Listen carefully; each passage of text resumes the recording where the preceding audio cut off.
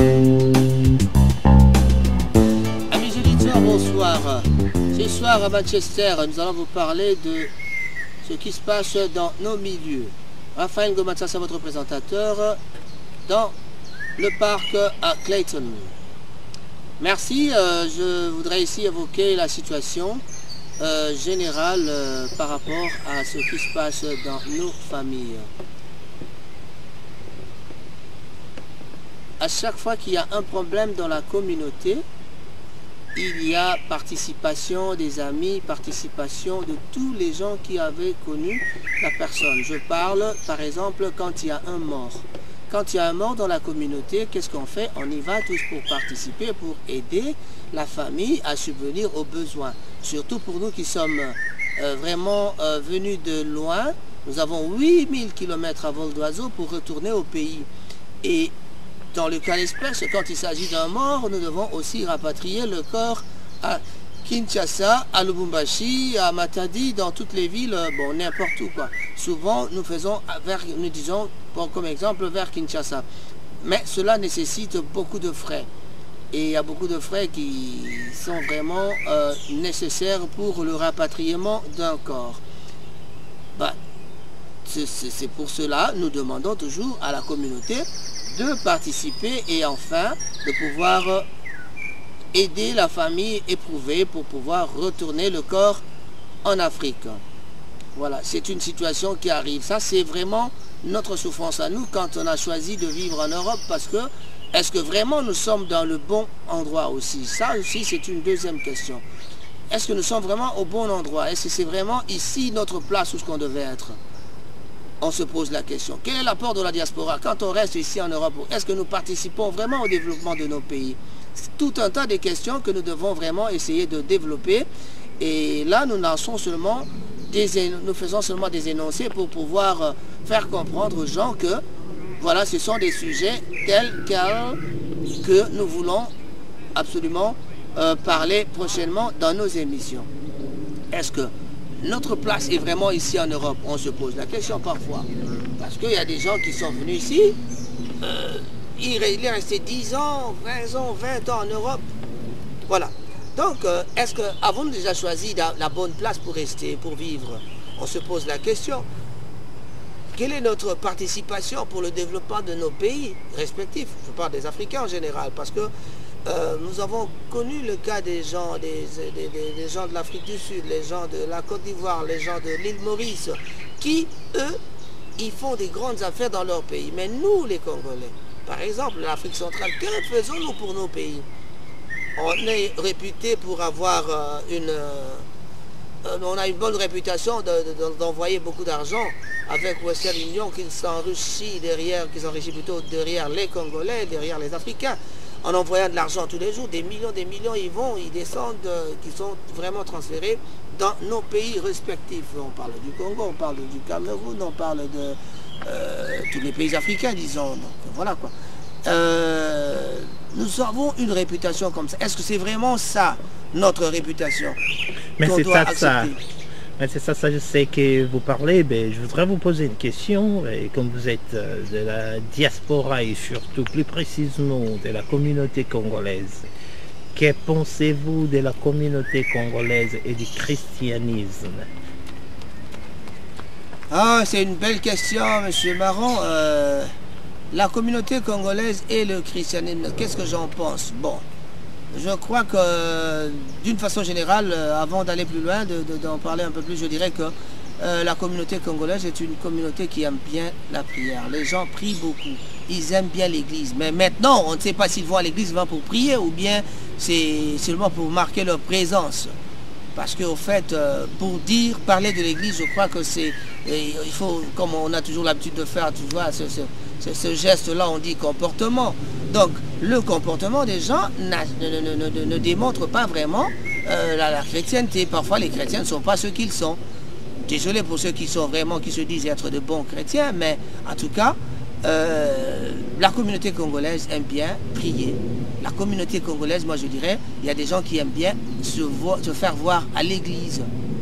Parce qu'on connaît des églises où quand vous y allez, c'est vraiment à chaque dimanche, la maman va chercher, bien sûr, ils diront, il va chercher de nouveaux vêtements pour y aller. Hein.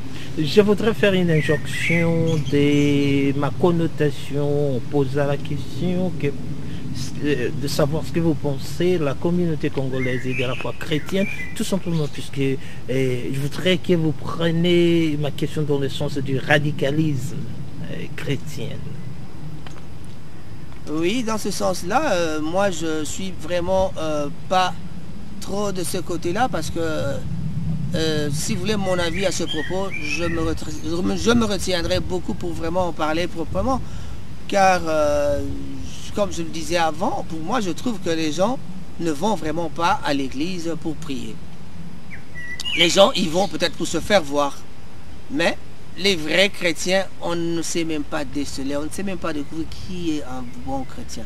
Alors, si vous parlez donc de cette façon-là, est-ce que vous avez des éléments vrais qui vous appuient à tirer une conclusion, parce que ce n'est pas une conclusion comme au final, mais vous avez des éléments qui vous poussent à voir ces traits-là, de dire qu'il y a l'impression que les gens se comportent de cette façon-là. Ah, vous êtes sans ignorer que je suis un... Hein? Donc, j'ai chanté dans les églises depuis l'âge de 3e année primaire, donc je connais bien les églises. On a commencé à l'école primaire avec l'église catholique. Hein? On a fait l'église catholique à Bandalungwa, à Kinshasa plus précisément. Hein, ceux qui regarderont le film reconnaîtront Raphaël Ngom en tant que chantre. Je jouais au tam-tam, je jouais la grosse caisse, je jouais le locolé avec mes amis les Chikomawat, ou Diable, Céline Awendo, Mundu Kametele, les gens que vous connaissez. Hein. Je vous prierai d'excuser ma curiosité, mais je voudrais savoir ce qui... Bon, est-ce que vous continuez toujours à chanter dans l'église? Non, je ne fais plus partie parce que c'est plus mon truc à moi. Et avec l'âge aussi, on grandit et puis voilà quoi. Ah ben non. Les idées changent. Oui, je vous crois, mais j'ai difficile à croire que l'âge peut empêcher quelqu'un. Non, j'ai pas dit que l'âge m'empêche. L'âge ne m'empêche pas. Je dis les choses changent, le temps change, et par rapport à l'âge, j'ai des options que j'opte qui ne sont pas vraiment de ce côté-là. Et c'est-à-dire que vous êtes... comprenez ma suggestion. C'est-à-dire que je suggère ici que vous, si je comprends mieux, et que si vous aviez la sagesse que vous avez maintenant, peut-être quand vous étiez enfant, vous auriez opté pour d'autres options. Si j'étais encore à l'église maintenant. Non, si vous avez la sagesse et l'intelligence que vous avez maintenant, et quand vous étiez enfant, c'est-à-dire que vous auriez peut-être pu choisir d'autres options. Par rapport à l'église? Oui. Non, je crois qu'avec ma sagesse actuelle, justement, c'est ça. L'âge que j'ai maintenant, la sagesse que j'ai maintenant ne me permet pas d'aller me mélanger dans ce milieu-là. C'est-à-dire que quand vous étiez enfant, si vous aviez cette sagesse-là, vous auriez peut-être comment j'aurais pu choisir mon église. En tout cas, j'aurais pu choisir ma vraie église. Parce que ma vraie église, c'est l'église du cœur. L'église où ce qu'on sait reconnaître la valeur de la personne humaine. L'église où ce qu'on peut aider quelqu'un. Aujourd'hui, nous avons des gens ici, des amis qui sont asylum seekers, donc des demandeurs d'asile, qui ont des problèmes, mais qui vont dans les églises. L'avocat lui demande 2000 balles, 2500 livres sterling pour payer. Il n'en a pas, mais l'église n'ose même pas donner. Il y a très peu d'églises qui aident les croyants, les chrétiens qui viennent à l'église, donner par exemple ne fût-ce qu'une participation de l'église. Mais il suffit d'avoir un pasteur qui vient de Kinshasa, qui vient visiter l'église, là, les cotisations, pouf, ça tombe, hein. Il y a des enveloppes qui passent, il y a même des églises qui donnent des enveloppes par semaine. Celui qui veut donner 100 livres à l'église, il donne. Il n'y a jamais eu celui qui veut donner 100 livres pour aider quelqu'un, un membre de l'église qui a un problème tout à fait personnel, quoi. Apparemment, ça c'est une façon très chirurgicale à disséquer cette situation-là. Et cet écœuron et d'entendre ce que vous êtes en train de dire, ben, est-ce qu'il y a quelque chose que vous croyez que dans la communauté congolaise, les gens, les pasteurs, les croyants, tous ceux qui ont la foi peuvent faire pour que l'Église, comme on retrouve sa valeur? Je crois qu'il y a toujours moyen qui reste vraiment dans la prédication, quoi. La prédication, c'est leur Bible. La prédication, c'est le Coran. La prédication, c'est... Ils ont chacun des livres, des livres sacrés. Donc, à chaque église, les musulmans, ils ont leur Coran. Le chrétien, ils ont leur Bible. Alors, les gens doivent rester dans leur prédication et non pas aller au-delà de la prédication.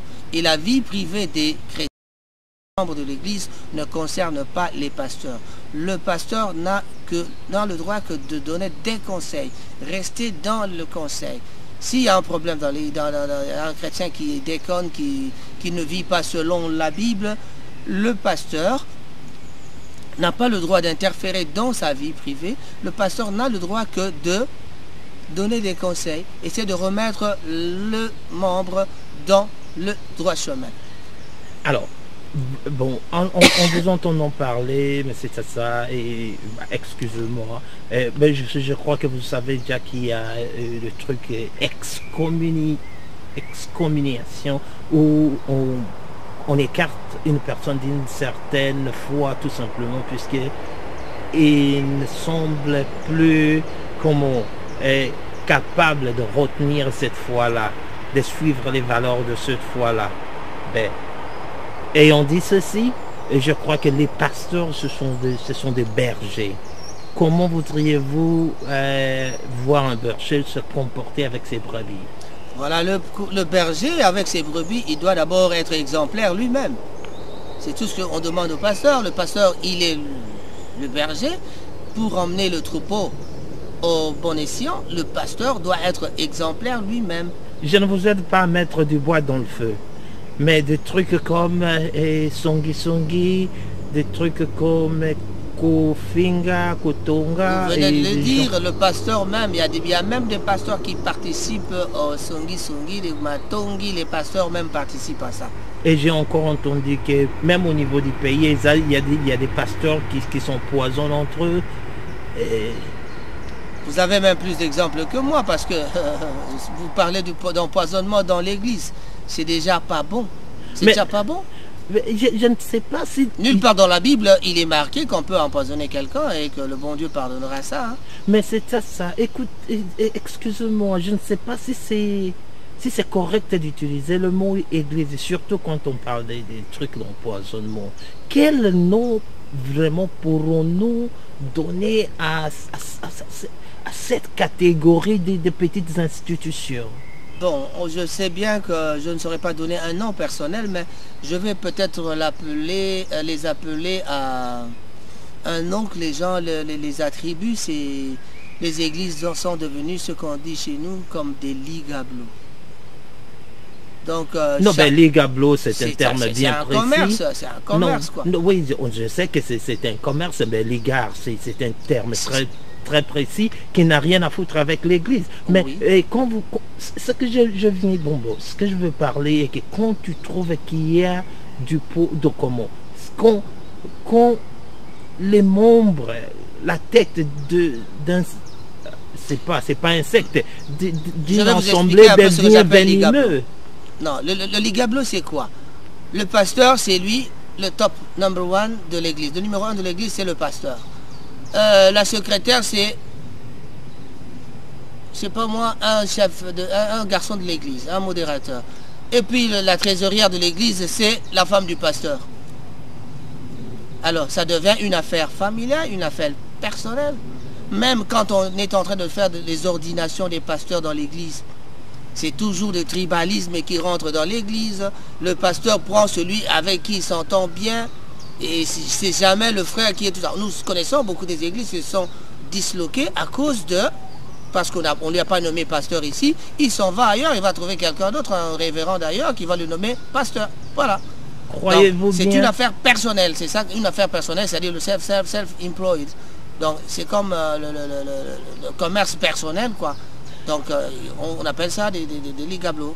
Croyez-vous bien que les croyants ont un rôle à jouer pour faire changer ça?